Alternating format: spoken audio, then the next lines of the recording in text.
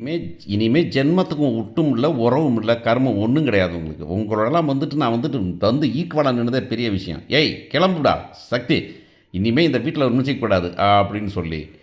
"நீ எல்லாம் ஒரு மனுஷன், நீ எல்லாம் ஒரு மனுஷி, இவன் உன் பிள்ளைக, எல்லாம் கர்மம் பிடிச்சதுகளா இருக்கிறீங்க நீங்கலாம்" அப்படின்னு சொல்லிட்டு எல்லாம் வெட்டி கட்டிட்டு உடனே கிளம்பி போறாங்க அப்படிங்கிறது தான் இந்த வாரத்தில நடக்கப் போறது.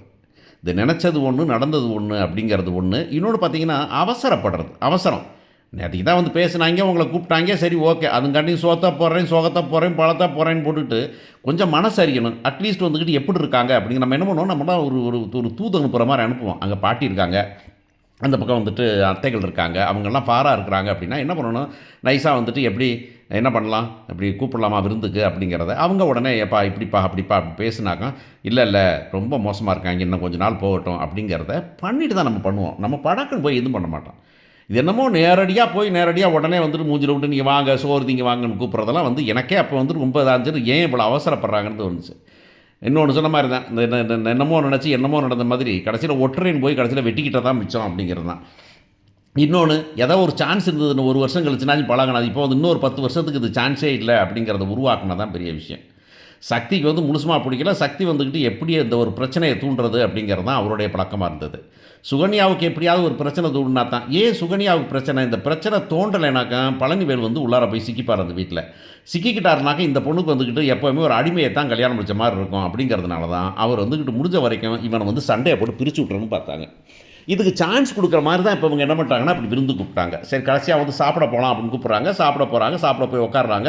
உட்காந்தோன சாப்பாடுலாம் ஹெவியா தான் ப்ரிப்பேர் பண்ணியிருக்காங்க. சாப்பாடு போடுறாங்க. சாப்பாடு போடும்போது ராஜியையும் உட்காந்து சாப்பிடு அப்படிங்கிறாங்க. ராஜியும் உட்காருது. ஒரு பக்கத்தில உட்காருது. கதிர் பக்கத்தில உட்காந்து சாப்பிடுறாங்க. சாப்பிடும்போது வழக்கமா இங்கே நடக்கும். எனக்கு இப்போ இந்த வழக்கமா இந்த லேடீஸ் அவங்களுக்கு பிடிக்காதெல்லாம் இலையில இருந்துச்சுன்னா நைஸா தூக்கி வீட்டுக்காரருக்கு தான் வச்சுருவாங்க.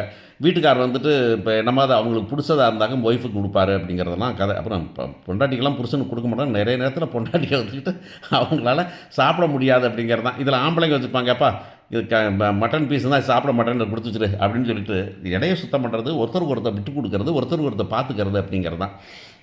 இது ஒரு சில இடத்துல புருஷங்க பொண்டாட்டிய பார்த்துக்கிற மாரி, ஒரு சில பொண்டாட்டி புருஷன பார்த்துக்கிற மாரி இருக்கும். இதில வந்துட்டு கதிர் தான் ரொம்ப ரொம்ப கரிசனமா இருந்திருப்பாரு அப்படிங்கிறது தான்.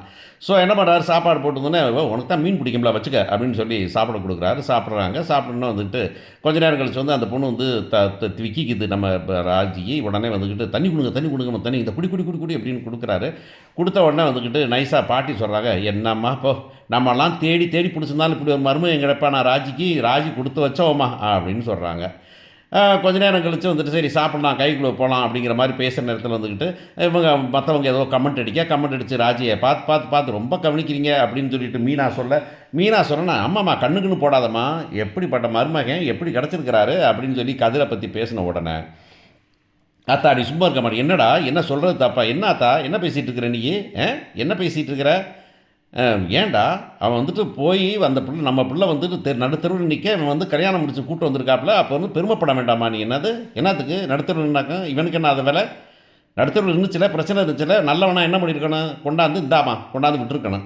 அதுவும் இன்னொருத்தனோட ஓடி போயிட்டா அப்படின்னு தெரிஞ்சு கொடுப்பாரு. கல்யாணம் முடிச்சுக்கிறான், என்ன அர்த்தத்தில் கல்யாணம் முடிச்சிருக்கிறான்? இந்த சொத்தை வாங்கணும், ராஜி வீட்டு சொத்தை வாங்கணும் அப்படிங்கிறதான் பண்ணியிருக்கிறான் அப்படின்னு நேரா சொத்துக்கு வந்துறாரு. உடனே கதிர் கடுப்பாங்கன்னா, "என்ன சொல்லிக்கிட்டு இருக்கீங்க நீங்க? என்னங்க கருமம் பிடிச்சவன்லாம் வந்து மருமகன், மருமகன் நீ சொல்லிக்கிட்டு இருக்கிற" அப்படின்னு சொன்ன உடனே, இந்த பண்டைய விழுக்க வேண்டாம் அப்படிங்கிறதுல வந்துட்டு பாண்டியன் டக்குன்னு வெளிய போயிடுறாரு. வெளிய போனோனே வந்துட்டு, உடனே வந்துட்டு சண்டை வருது.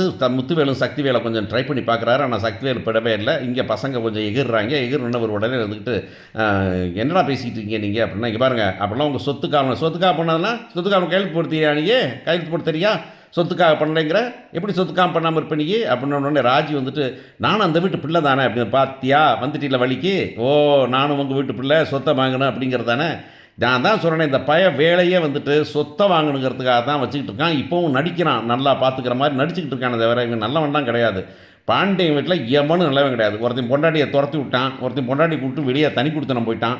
அவ்வளவுதான் இவங்க எல்லாமே" அப்படின்னு சொன்ன உடனே, வந்துட்டு இவர் வந்து இந்த பொண்ணு நம்ம கோமதி வந்துட்டு, "இங்க பாருண்ணா, வம்பிழுத்துட்டு இருக்காத. நான் தான் கல்யாணம் முடிச்சு வச்சேன். அவ வந்து நின்னா, நான் தான் கதிர வேண்டான்னவன கல்யாணம் முடிச்சு வச்சேன்" அப்படின்ன உடனே, டாக்குன்னு வந்து "என்னத்துக்கு கல்யாணம் முடிச்சு வச்ச?" அப்படின்னு கேட்குறாங்க. "கல்யாணம் முடிச்சு வச்சா எங்க அண்ணன் பொண்ணு தானே, எங்க அண்ணன்ட்ட கேட்க வேண்டியது தானே." "இல்ல அப்ப கேட்கறதுனா அப்ப நீ எல்லாமே குடும்பமே பொட்டு சேர்ந்த குழம்பு பண்ணியிருக்கீங்க. எவனும் அங்கே கூட்டிகிட்டுலாம் வரல, நீங்களாக கூட்டிகிட்டு போய் நீங்களாக வந்து பண்ணிவிட்டு நீங்கள் அவளை ஏமாற்றி ஒரு மயக்க மருந்தை போட்ட மாதிரி போட்டு கல்யாணம் முடிச்சிட்டிங்க, அவ்வளவு தானே அப்படின்னு ஒன்று. இல்லை, அவளுக்கு நல்லது பண்ணேன்னு, நீ யார் நல்லது பண்ணுறதுக்கு அப்படின்னு முற்றுகள் வந்துடுறாரு. நீ யார் நல்லது பண்ணுறதுக்கு? என் மகளுக்கு பண்ணுறது எனக்கு தெரியாதா? இந்த அவ்வளோ தூரம் வளர்க்கலையா? அவன் மேலே உனக்கு என்ன அவ்வளோ வைக்கிற அப்படின்னாங்க. ஏன்னா நம்ம பொண்ணுனே, நம்ம பொண்ணு இல்லை, ஏன் பொண்ணு அப்படிங்கிறார். உடனே வந்துட்டு இவங்கெல்லாம் கடுப்பாகிறாங்க. கடுப்பானன்னு வந்துக்கிட்டு, நான் தானே முடிச்சு வச்சேன், அதானே சிச்சுவேஷன் அப்படின்னு. பாண்டியன் அங்கேயே வளர்த்து போயிடாரு. என்னடா அது, நீ தான் முடிச்சு வச்சியா அப்படின்னு. உடனே பத்தினே, இந்த குடும்பம் இனிமே கிடையாது, இனிமே ஒட்டுங்கிற உடக அவ்வளோ விட்டுக்க வேண்டியதான் அப்படின்னு கிளம்பிடுறாங்க. கிளம்பி போகிறாங்க. கிளம்பி போனோன்னே இங்கே வீட்டில் பிரச்சனை ரசாபசமாகிடுது. உடனே இந்த பொண்ணு சொல்லுது, என்ன சொன்னேன்? அவர் என்னமோ என்ன சொன்னேன், நீ முடிச்சு வச்சியான்னு. ஆமாம், எவ்வளவு காலம் மறைச்சி வைப்பீங்க? ஒவ்வொருத்தரும் எத்தனை மறைச்சி வைப்பீங்க? அன்றைக்கி என்னமோ மீனாட்ட கேட்டால் அந்த நகை சமாச்சாரம் தெரிஞ்சு எப்படி சொல்லாமல் இருந்தேன்னு கேட்டியே, நீ எப்படி புருஷன்கிட்ட சொல்லாமல் இருக்கலாம்னு நினச்ச அப்படின்னு இந்த குடும்பத்தில் தகராறு ஆயிடுது. ஆனோன்னு சரவணன் சொல்கிறான், என்னப்பா பண்ணுறீங்க எல்லாத்தையும் போட்டு பிரச்சனையை உருவாக்கிக்கிட்டு இருக்கீங்களப்பா நீங்கள் அப்படிங்கும்போது, சுகன்யா வந்துக்கிட்டு பழனிவேல்கிட்ட கிளம்புங்க அப்படின்னு. என்ன கிளம்பலாமா? இரு வரேன், வீட்டில் பிரச்சனை இல்லைங்க, இது உங்கள் பீரியட் இல்லை, உங்கள் வீட்டை துரத்துனவங்க தான் அவங்க, இனிமேல் அவ்வளவு தான். ஏதோ அவங்க பெரியவரும் எங்கள் மாமாக்கள் 2 பேரும் வராங்களேன்னுங்கிறதுக்காக வந்தேன், முத்துவேல் மாமா சக்திவேல் மாமாவுக்காக. இனிமேலாம் இருக்க முடியாதுங்க, கிளம்புங்க போகலாம் அப்படின்னு. இங்கே பாருங்க, மானம் சூடு சொரணை இருக்கிறவன் இங்கே வந்து ஒரு சோறு திங்க மாட்டான், யாருக்காக வந்தேன் அவ்வளவுதான், இப்போ கிளம்பி வாரீங்களா வரலையா அப்படின்னு சொல்லிட்டு அவனை கையை பிடிச்சி இழுத்துட்டு பழனிவேலை கொண்டு போயிடுறாங்க. கொண்டு போனால் இவங்கெல்லாம் அப்செட் ஆகி நிற்கிறாங்க. அப்செட் ஆகினோடனே இங்கே உடனே நம்ம நம்ம நம்ம நம்ம நம்ம ராஜிகிட்ட சொல்கிறாங்க இவங்க, என்ன உங்கள் அப்பா இப்படி பண்ணிட்டு போயிட்டாரு, எவர் நல்லவர் நினச்சேன் இப்படி பண்ணிட்டாரு அப்படின்னா. உடனே இல்லை, அவர் நல்லவர் தான், கன்ஃபியூஸ் பண்ணிட்டாங்க அப்படிங்கிறாங்க.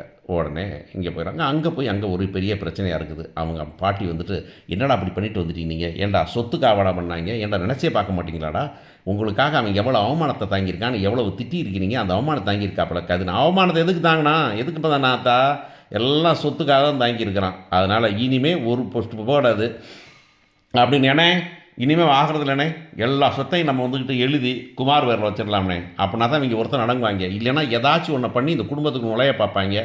இங்கே நம்ம வீட்டில் சரியான ஆளுங்கண்ணே, அந்த அண்ணிகளாகட்டும், என் அண்ணி ஆகட்டும், என் பொண்டாட்டி ஆகட்டும், இவங்கெல்லாம் தனி பாலிடிக்ஸ் பண்ணிக்கிட்டு இருக்காங்கண்ணே. அதனால் நம்ப முடியாதுண்ணே, குமார் பேரில் சொத்து எழுதி வச்சிடலாம்ண்ணே அப்படின்னா அவர் திருன்னு முடிக்கிறாரு. என்னண்ணே அமைதியாக இருக்கிறீங்க? ஓ, நீங்களும் அப்படித்தானா, மகளுக்கு சொத்து கொடுக்கலான்னு பார்க்குறீங்களா நீங்கள்? ஏன்னா நம்ம அவமானப்பட்ட தெரியலண்ணே, இன்றைக்கு வரைக்கும் அவமானப்படுறவனே தெருவில் போயிட்டு ஏதோ முடியலை நல்லது பண்ணுன்னு சொன்னீங்க, நானும் வந்தேன். என் மகனை எவ்வளோ அவமானப்படுத்தியிருக்காங்க, கல்யாணம் முடிக்கிறேன்னு ஒரு பிடிச்சிட்டு வந்து இந்த பிள்ளை வந்து இங்கே வந்துருந்தாங்க. எல்லாமே பிளானுண்ணே, எல்லாமே பிளான்டாக வந்துக்கிட்டு இந்த சொத்தை புறம் அபகரிக்க பிளான் பண்ணுறாங்க. தெரியாமல் இருக்காதுங்கண்ணே. அடுத்த வாரமே ரெஜிஸ்ட்ரேஷன் வைக்கணும்னு சொன்னேன். இல்லைனா விடுங்கண்ணே, நான் போயிடுறேனே, நான் அந்த வீட்டிலே இல்லை, நான் தனியாக போயிடுறேன். ஏய் குமார், வாடா நம்ம போயிடலாம்டா, பண்ண வீட்டில் போய் குடியிருந்துக்கலாம்டா, இந்த வீட்டில் இருக்க வேண்டாம்டா அப்படிங்கிறாரு முத்துவேலு. சரி பத்திரம் பண்ணிடலாம் அப்படின்னு சொல்கிறார்.